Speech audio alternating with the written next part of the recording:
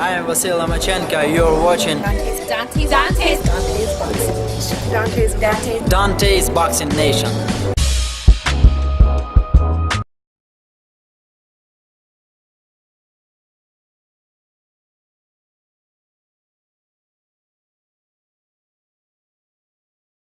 Tired of doing all kind of interviews. That's what happened when you keep winning, man.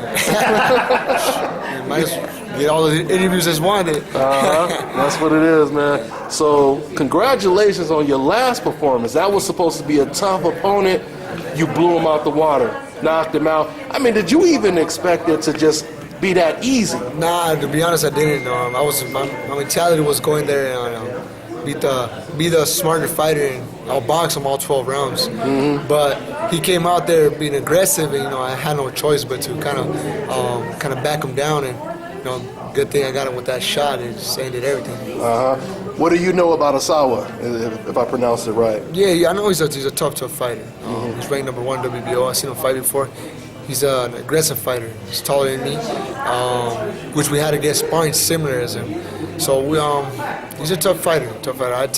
Me personally, I take no fighter lightly. And I always train 100% for all the fighters. And this guy is not deception. I'm gonna go in there and give my best. Like I said, I did a great training camp, and I'm gonna prove it this November 5th. Okay. How does it feel to be one of the rising stars of boxing, and people are comparing you to the top echelon, maybe pound for pound at the 126 division? And I'm not there yet. To be honest, I don't feel I'm there yet. I feel I'm a world champion. I consider myself as the best in the division, but I still got a lot to prove. There's a lot of tough fighters out there, especially this guy Osawa in front of me. It's him, and then God wants I win this. There's a lot of big names out there I could end up fighting, but right now I'm 100% concentrated on this guy, and it feels great when people consider me as a great fighter. But I still think people haven't seen a full, complete Oscar Valdez. What does the full, complete Oscar Valdez look like? I've been going to maybe all 12 rounds, showing that I got plan A, plan B, probably showing more of my boxing skills. You haven't needed plan B. That's right. So that's why maybe that's why I mentioned bigger fighters maybe, and anything can happen in boxing. So hopefully I won't have to have to use plan B, plan C, but I've always said the boxing critics are the toughest ones to convince. Every time I go on social media, I hear nothing but good comments about me and nothing but love, especially from my people from Mexico. So that means I'm doing something right. So that's my mentality. Just keep on working hard in the gym and doing my best in the fights. Go ahead. Speaking of Mexico, I can't help but get excited about Jojo Diaz, Leo Santa Cruz. I don't want to look past your opponent today because it's 24 hours before your fight, but how excited you literally can be Oscar De La Hoya 2016. You have a chance to be Oscar De La Hoya 2016. For real. I would love it. I mean, it's always been my dream ever since I was a little kid. And right now, I'm living my dream. I'm living every single moment. I take day by day, fight by fight. I'm not thinking about other fighters except for Osawa right now, but I'm just enjoying the journey.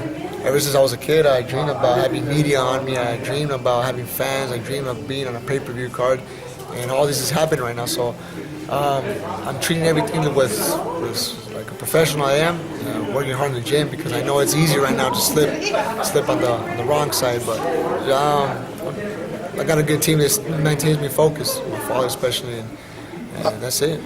Oscar, speaking of the love you said you received from Mexico and other fans, I want to ask you about Canelo Alvarez because he talked about getting backlash from fans from Mexico and others. So why the contrast? Why do you think he's receiving that type of backlash right now? Me personally, I think Canelo is a very good fighter, very, very good fighter. I think he deserves respect, a lot of respect, which, like I said, the boxing critics are the hardest ones to convince, and for some reason he hasn't convinced them yet.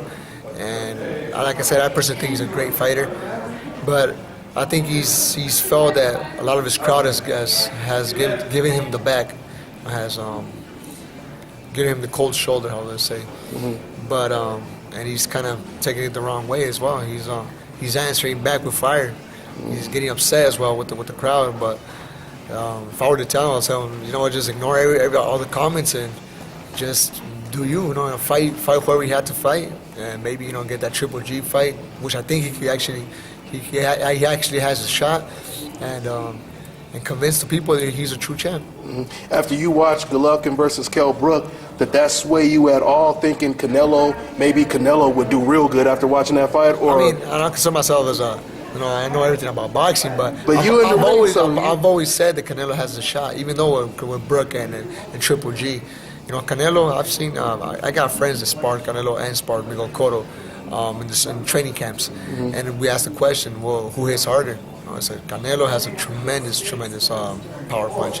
So I kind of picture Triple G and Canelo going like a Danny Garcia versus Lucas Matiz. Everyone thought Lucas Matiz was going to beat him.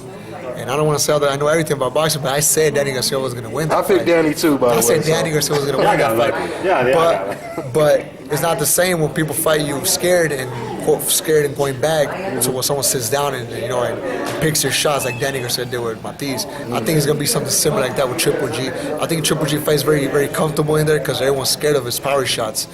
And maybe Triple G will feel Canelo's shot, maybe he won't fight the way he fights, but that's just a maybe, Because he's not used to fighting. I think Triple G is still a tremendous fighter, which also Canelo.